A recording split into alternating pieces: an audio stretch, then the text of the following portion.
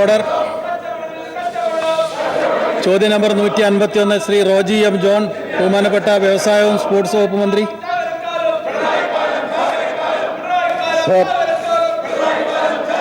സംസ്ഥാനത്ത് മരുന്ന് നിർമ്മാണത്തിനും ദയവായി അങ്ങ് സീറ്റിലിരിക്കണം.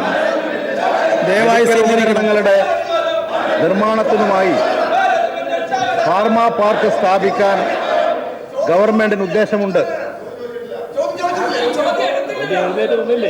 എഴുന്നേറ്റ് നിന്നില്ലേ? സീറ്റിൽ നിന്നില്ലേ? എഴുന്നേറ്റ് നിന്നില്ലേ? റോജി എം ജോണിന്റെ പേര് വിളിച്ചു.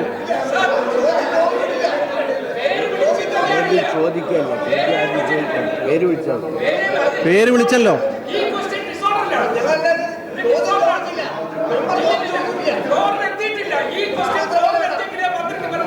ഫ്ലോറിൽ എത്തിയതുകൊണ്ടാണ് മന്ത്രി മറുപടി പറയുന്നത്. ശ്രീ റോജി എം ജോൺ, അങ്ങ് സീറ്റിൽ എഴുന്നേറ്റ് നിൽക്കണം. അങ്ങ് ചോദിക്കുന്നുണ്ടോ? ശ്രീ റോജി എം ജോൺ, നിങ്ങൾ എന്തെങ്കിലും ഒന്ന് തീരുമാനിക്കും. ശ്രീ റോജി എം ജോൺ, മറുപടി പറയണ്ടേ? ചോദ്യം ചോദിക്കുന്നുണ്ടോ? ഈ നിയമസഭയിലെ ചില അംഗങ്ങൾ ഈ സർക്കാരിന്റെ തെറ്റായ നടപടിയിൽ പ്രതിഷേധിച്ച് നിരാഹാര സമരം കടക്കുന്ന ഈ അവസരത്തിൽ എന്റെ ചോദ്യം ചോദിക്കുന്നുണ്ടോ? ചോദ്യത്തിന്റെ ഉത്തരം സഭയിൽ വരണ്ടേ? മൈക്ക് കൊടുക്കും. അദ്ദേഹം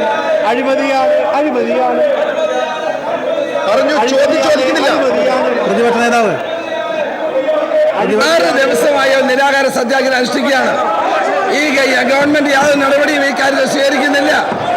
6 ദിവസമായിട്ട് നിരാഹാര സത്യാഗ്രഹം അനുഷ്ഠിക്കുന്ന MLA-മാരെ വിളിച്ചൊന്ന് ചർച്ച ചെയ്യാൻ പോലും ഗവൺമെന്റ് തയ്യാറാകുന്നില്ല. വളരെ ഗുരുതരമായ ഒരു അവസ്ഥയാണ് സാർ. അങ്ങ് സഭാനാഥൻ എന്നുള്ള നിലയിൽ അങ്ങയുടെ ഇടപെടൽ ഏറ്റവും അനിവാര്യമായ ഒരു ഘട്ടമാണിത്.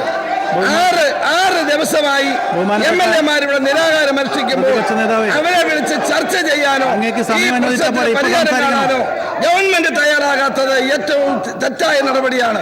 അതായത് സ്പീക്കർ എന്നുള്ള നിലയിൽ അങ്ങ് ഇടപെടാൻ ശരിയായ നടപടിയല്ല. ഈ സംസ്ഥാനത്തെ കേരളത്തിൽ നിയമസഭയിൽ എത്രയോ സന്ദർഭങ്ങളിൽ ഇവിടെ പ്രശ്നങ്ങൾ ഉണ്ടായിട്ടുണ്ട്. ആദ്യമായിട്ടാണോ സാർ നിയമസഭയിൽ MLA-മാർ നിരാഹാരം കിടക്കുന്നത്? നിയമസഭയുടെ ചരിത്രം പരിശോധിക്കുക. എത്രയോ കാലഘട്ടങ്ങളിൽ ഉണ്ടായിട്ടുണ്ട്. ആ സമരങ്ങളിലൊക്കെ എടുത്ത നിലപാടാണോ സാർ ഗവൺമെന്റ് സ്വീകരിക്കുന്നത്? അങ്ങേക്ക് ഉത്തരവാദിത്തമില്ലേ? സ്പീക്കർ എന്നുള്ള നിലയിൽ ഈ കാര്യത്തിൽ ഇടപെടണ്ടേ സാർ? ഈ സംസ്ഥാനത്ത് ആദ്യമായിട്ടാണോ സാർ കേരള നിയമസഭയിൽ MLA-മാർ നിരാഹാരം കിടക്കുന്നത്? ഈ ഗവൺമെന്റിന്റെ നിഷേധമല്ലേ സാർ? ഇത് തെറ്റായ നടപടിയല്ലേ സാർ? ഞങ്ങൾ ജനങ്ങളെ ബാധിക്കുന്ന പ്രശ്നങ്ങൾ സാർ, ഞങ്ങൾ ഉയർത്തിപ്പിടിക്കുന്ന പ്രശ്നങ്ങൾ അതിനെപ്പറ്റി ഗവൺമെന്റ് ആ നിരാഹാരം കിടക്കുന്ന സാഹചര്യത്തിൽ അതിനെപ്പറ്റി ചർച്ച ചെയ്യാൻ വരണ്ടേ സാർ? ആ കാര്യത്തിൽ ഒരു തെറ്റായ നടപടിയല്ലേ സാർ ഇവിടെ ഉണ്ടാകുന്നത്? അതുകൊണ്ട് ബഹുമാനപ്പെട്ട സ്പീക്കർ ഈ കാര്യത്തിൽ ഇടപെടണമെന്നാണ് സാർ എനിക്ക് അഭ്യർത്ഥിക്കാനുള്ളത്. ഞങ്ങൾ ഈ സഭാ നടപടികൾ സുഗമമായി മുന്നോട്ട് കൊണ്ടുപോകാൻ ഞങ്ങൾ സഹകരിക്കാൻ തയ്യാറാണ്. ഞങ്ങൾ സഭാ നടപടികളെ സംബന്ധിച്ചിടത്തോളം ഞങ്ങൾ ആരും സഭാ നടപടി അനാവശ്യമായി തടസ്സപ്പെടുത്താൻ ആഗ്രഹിക്കുന്നവരല്ല. പക്ഷേ ജനകീയ പ്രശ്നങ്ങൾ ഉയർത്തിപ്പിടിച്ചുകൊണ്ട് ഇത്തരമൊരു കാര്യം ചെയ്യുമ്പോൾ ഈ ഗവൺമെന്റിന്റെ ഈ സമീപനം ഇതാണോ സാർ? ഇത് ശരിയാണോ സാർ? ജനാധിപത്യത്തിൽ ഈ സമീപനം ശരിയാണോ സാർ? അതുകൊണ്ട് എനിക്ക് അഭ്യർത്ഥിക്കാനുള്ളത് ഈ കാര്യം ക്വസ്റ്റ്യൻ അവർ നിർത്തിവെച്ചുകൊണ്ട് ഈ കാര്യത്തിൽ അടിയന്തരമായ നടപടി സ്വീകരിക്കണമെന്നുള്ളതാണ് സാർ. സസ്പെൻഡ് ചെയ്യാൻ നടപടി എടുക്കണം. ചർച്ചയ്ക്ക് വിളിക്കണം. ദയവായി ഞാൻ പറയുന്നത് കേൾക്കൂ. നിയമസഭാ നടപടിക്രമങ്ങളുമായി ബന്ധപ്പെട്ടും നിയമസഭാ സാമാജികരുടെ സമരവുമായി ബന്ധപ്പെട്ടും മാത്രമാണ് ചെയറിന് എന്തെങ്കിലും ചെയ്യാൻ സാധിക്കുകയുള്ളൂ. സർക്കാരിൻ്റെ നയപരമായ കാര്യങ്ങളിൽ ചെയറിന് ഇടപെടാൻ സാധിക്കില്ലെന്ന് അങ്ങേക്ക് നന്നായിട്ട് അറിയാവുന്നതാണ്. നിരന്തരമായി നടപടിക്രമങ്ങൾ തുടക്കം മുതലേ തടസ്സപ്പെടുത്തുന്ന രീതി ശരിയല്ല. ഈ സഭയിൽ ഒരുപാട് ഉപധനാഭ്യർത്ഥനകളും ധനാഭ്യർത്ഥനകളും ചർച്ച ചെയ്യേണ്ടതുണ്ട്.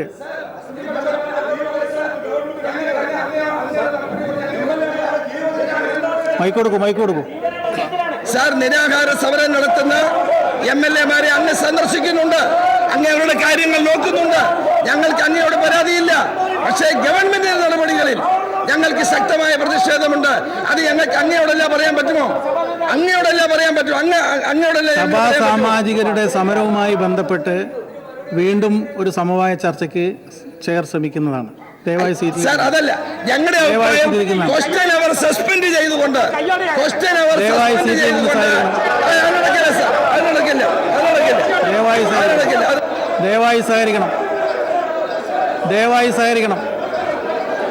ദയവായി സഹകരിക്കണം. ഒരു സമവായ ശ്രമത്തിന് ശ്രമം നടത്തുന്നതാണ്. ദയവായി സഹകരിക്കണം.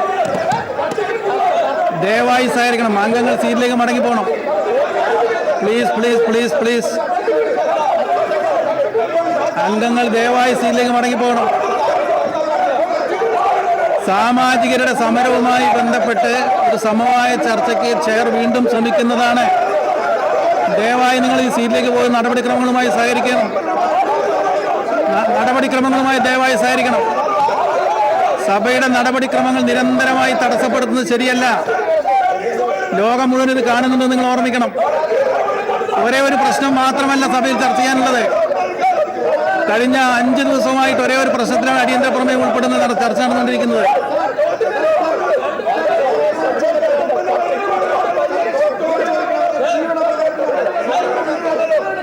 ഈ നാട്ടിലെ സാധാരണക്കാരായ മനുഷ്യരുടെ നിരവധിയായ പ്രശ്നങ്ങൾ ഉയർന്നു വരേണ്ട ഒരു സഭാവേദിയാണിത്. വിവിധ വകുപ്പുകളുമായി ബന്ധപ്പെട്ട ധനാഭ്യർത്ഥനയിൽ ഗൗരവമേറിയ ചർച്ചകൾ നടക്കേണ്ടതുണ്ട്. അതെല്ലാം തടസ്സപ്പെടുത്തി നിരന്തരമായ ഒരൊറ്റ വിഷയത്തിൽ ഈ സഭ തടസ്സപ്പെടുത്തുന്നത് മര്യാദയല്ല. അതാണ് ചെയർ അറിയിച്ചത്.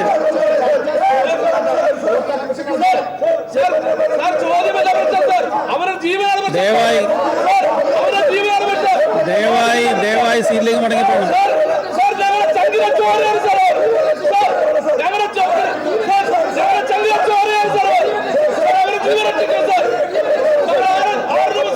ബഹുമാനപ്പെട്ട പ്രതിപക്ഷ നേതാവ്,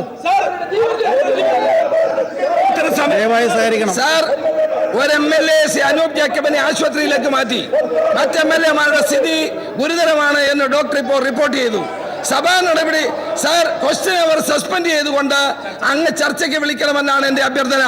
ദയവായി അങ്ങ് ഇതിന് ഗൗരവ സ്വഭാവം മനസ്സിലാക്കണം. ഞങ്ങൾ സഭാ നടപടികൾ തടസ്സപ്പെടുത്തുന്ന താല്പര്യമുള്ളവരല്ല. ഞങ്ങൾ അങ്ങയോട് സഹകരിക്കാൻ താല്പര്യമുള്ളവരാണ്. സഭാ നടപടികൾ നല്ല നിലയിൽ നടക്കണമെന്ന് ആഗ്രഹമുള്ളവരാണ്.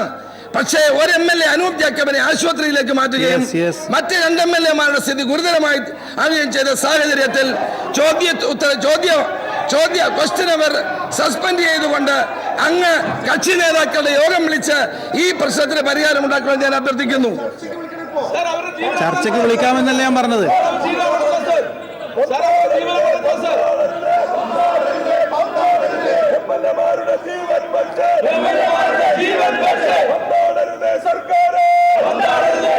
ചോദ്യോത്തര വേള നിർത്തിവെച്ചിരിക്കുന്നു.